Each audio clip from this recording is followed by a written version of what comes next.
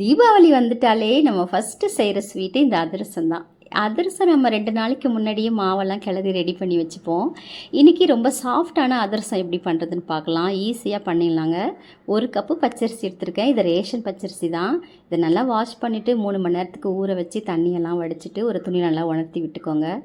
அரிசி இந்த மாதிரி கையில் ஒட்டக்குள்ளே இந்த மாதிரி நல்லா ஒட்டி வரணும். இப்போ எல்லா அரிசியும் மிக்ஸி ஜாரில் சேர்த்துட்டு இது கூட ஒரு 4 ஏலக்காயும் கொஞ்சமாக சுக்கு தட்டி சேர்த்துட்டு விட்டு அரைச்சிட்டு இதை வந்து நம்ம பல்ஸில் வச்சு அரைச்சிக்கோங்க.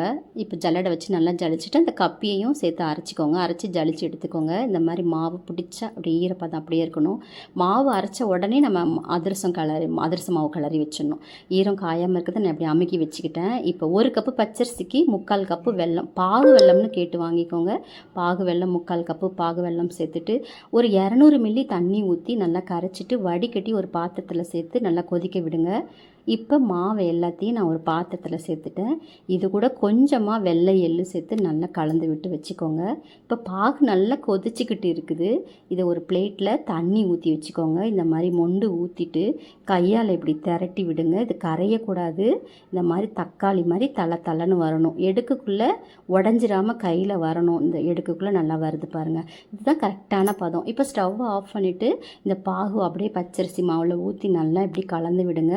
இந்த மாவுக்கும் இந்த பாகுக்கும் கரெக்டாக இருந்துச்சு. எதுவுமே மீறலை. நல்லா கலந்து விட்டுட்டு கிளறி விட்டுட்டு இதை ஒரு கிண்ணத்தில் நெய் ஊற்றிட்டு கொஞ்சமாக நெய் தடவிட்டு இந்த மாவை எடுத்து அதில் வச்சு மேலே ஒரு 1/2 டீஸ்பூன் நெய் விட்டு நல்லா இப்படி தடவி விட்டு மூடி வச்சுட்டுங்க. நான் வந்து மறுநாள் தான் நான் இதை எடுத்தேன். நல்லா சூப்பராக வந்திருக்கு. ஊறி போய் மாவு செம்மையாக இருக்குதுங்க.